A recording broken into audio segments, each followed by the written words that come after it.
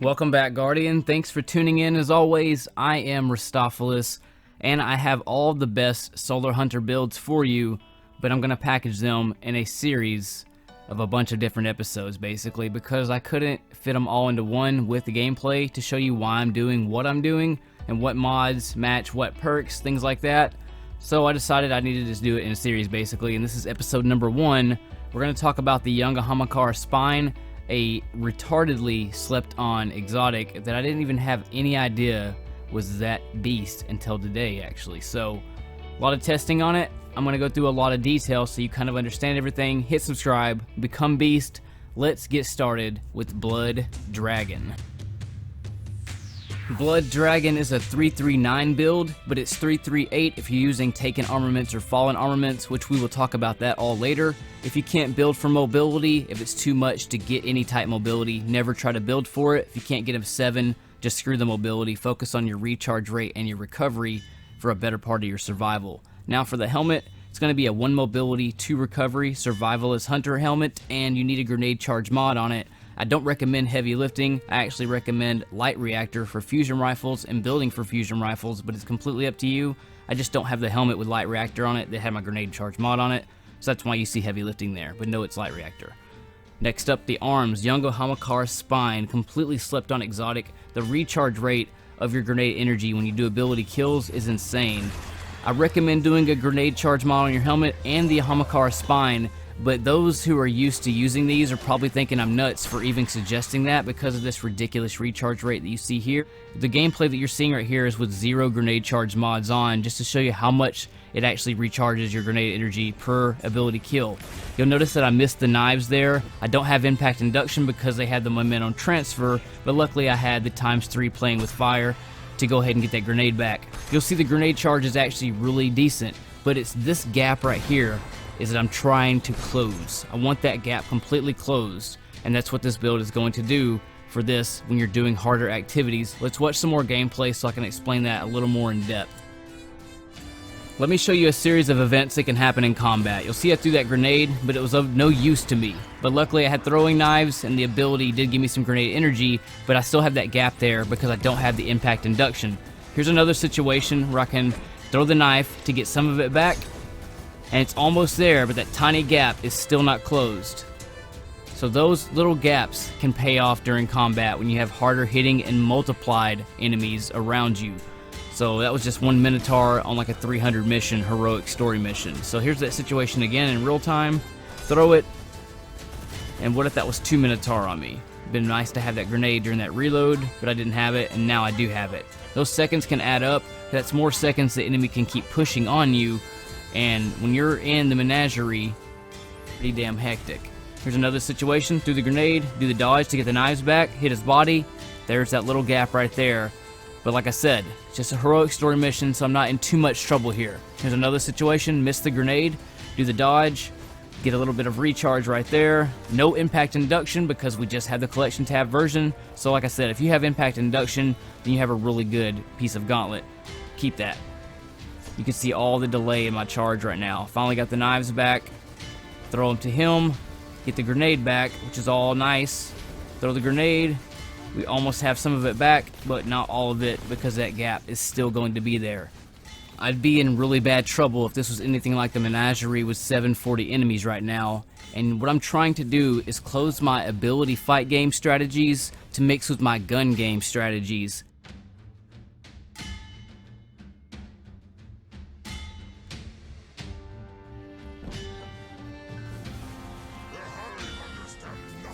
Here's a 0 grenade charge mod attempt at the menagerie to kind of show you how this plays out. So we throw the knives, we don't have impact induction, we got some more knives, we lost the knives there because I hit a wall with them. Things happen randomly in combat, no impact induction right here. They're starting to just basically crowd over me and take my shields out. Now I gotta back out. You see how things can kind of play out? It forces me into my super. I'm not using a lot of guns right here because I'm only testing my ability game fight. So I'm trying to close that gap and then add in the weapons after I close the ability energy recharge rate. I know I already had the recovery going good, which is keeping me alive, thank goodness, because these recharge rates are kind of putting me in a lot of trouble. But you can see how everything's playing out. Threw a grenade out again, I missed that grenade, Throw the knives, miss the knives also. Things happen. I do the dodge to get the knives back, but everybody else is already just killing everything. But there's a dude over there. Hit him, get the grenade back. Throw the grenade again. Grenade is missed. Now I have that huge gap.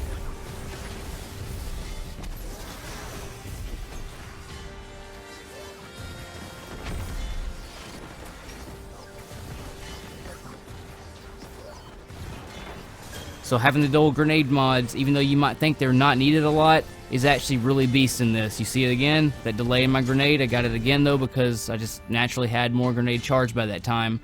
But gameplay starts to slow down, enemies start pushing you a lot more, and that's why I recommend it. Onto the chest piece, one Paragon mod that's going to make you have a 19-second dodge all the time, 1 mobility, 1 resilience, 2 recovery, whatever you want for the weapon you're using. Like I said, I'm using fusion rifles, or if you want to use a submachine gun, you can do light arms, whatever. But the chest piece in that Paragon mod is going to match with the enhanced bomber. It's 10 seconds per dodge off your grenade every 19 seconds. That's 3 dodges every minute. That means you're saving 30 seconds per minute off of your grenade by having all those, not counting the 2 grenade charge mods. But that Paragon mod is crucial for that chest piece. Also going with Gambler's Dodge, dodging near enemies, recharges your melee ability, which also goes towards your grenade as well. You have so many things working towards your grenade. You have so many things working towards getting your knives back that also go towards your grenade. You can get your dodge back every 19 seconds, saving the time there. Yeah, here's the situation again. We got the grenade back already. We don't have impact induction, so we throw it down. Now we do the blade barrage, we get our grenade back. Now we're going to wait for another situation to use our grenade in to practice our ability game with this build on. So we throw it out, we get the kill, do the dodge, get the knives back, no impact induction, throw the knives out, charge the grenade because it had been charging so fast because of the 2 grenade charge mods on it. We do a sweep, we got good recovery, we do the dodge again, that 19 seconds, and then our final perk, always recuperation.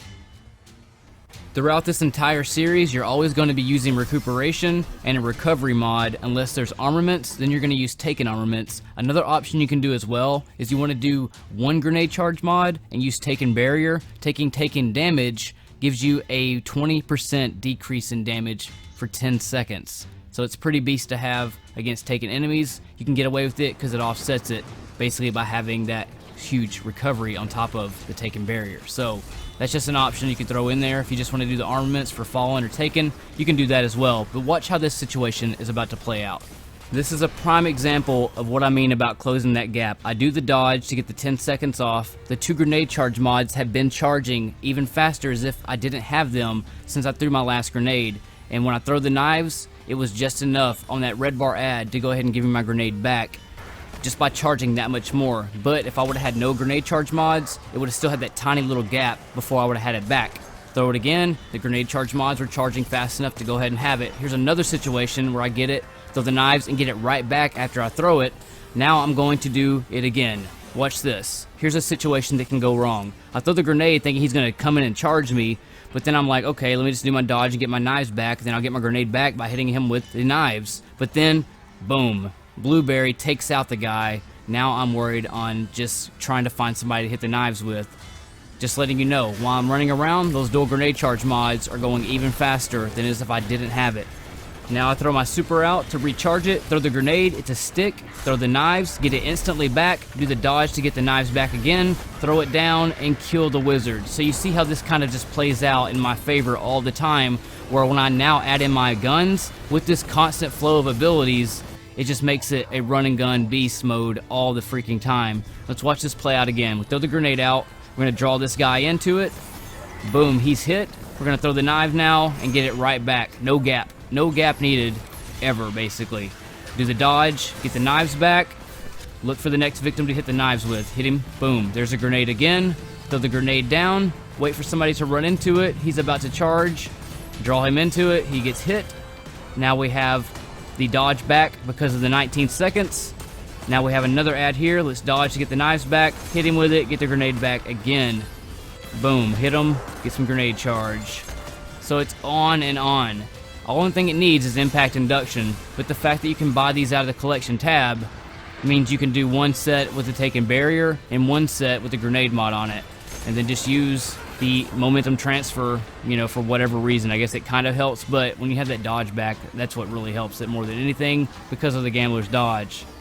Always running and gunning with this, man, and that's what I wanted to kind of show you and take time with this build so you can actually see it for yourself, how it just keeps playing around through the dodge, knives, grenade, dodge, knives, grenade. Once you figure out that order, you know not to waste your grenade or anything, and make sure it rolls in a constant flow of ability, basically. Especially against this boss fight. Watch how this plays out. Blade barrage, now we have the grenade. Throw the grenade out. Now we have only the dodge, so we're going to get close to him. Now get the dodge, get the knives. I'm able to stay up close and just right in his face with these abilities over and over again. Grenades out again. About to have the dodge back again now. Now the dodge is back. Looking for a revive on this dude. And at the same time, we're going to do the dodge to get the knives back. Now we're going to hit his body with the knives. As soon as I get this dude back. Knife, grenade. Now we have the dodge again. It's just always flowing over and over again. But like I said, the gameplay does slow down quite a bit if you choose to not do any grenade charge mods. 2 is just that perfect sweet spot in it. One more time. Knives out. Got the grenade. Throw the grenade. Hit the guy with it. No impact induction, unfortunately. But we have that playing with fire, charging the knives all the way back for us. Throw the rocket out. Throw the knives. Get the grenade. Chunk the grenade. Rotate over and over and over again. Do the dodge, get the knives, throw them, get the grenade. Pretty beast, man. And that is what makes Blood Dragon a slept-on freaking exotic when it comes to the Ahamakaras, dude. These are nasty, like super nasty exotic. I almost didn't even include them because I just thought that they were just like gonna last longer trip mine, basically. I never really had paid attention to them. I just liked them in D1 because it was dual trip mine grenades, and since I didn't have that anymore, I kind of just said screw these. And that's not even counting on top of if you're using any weapons with Demolitionist on it. Demolitionist charges your grenade energy per kill, so there's a lot of things you can do to make your grenades come back even faster in situations to really close any kind of gap at that point. You know, where you don't have to worry about getting your knives back to then throw it, you know, it would always come back at that point. But I really enjoy this build. I hope you enjoy it as much as I do. Give them a try. I promise you're going to be like, damn, I can't believe I never, ever use these. And then end it whenever your health goes out. Pick up a little recuperation orb to get you back in the fight, Guardian. That is it, dudes. That is Blood Dragon. Freaking nasty menagerie build. Anything PVE. The only thing I would say is if you are doing something extremely easy, such as patrol and things like that, you don't have to use 2 grenade charge mods if you don't want to. I'm not sure what build I'm going to work on next. I'm still trying to think about that. I have them all put together. I just don't know what order I'm going to do them in. But you can also check me out on teespring.com/Ristophilis if you want to show some help and support to kind of keep me going. You can also watch me on live stream to get even more tips. Come by and kick it. But I am Ristophilis. I will see all of you Guardians on the next one. Hit join if you want to come beast. And I will see you all next time. In space.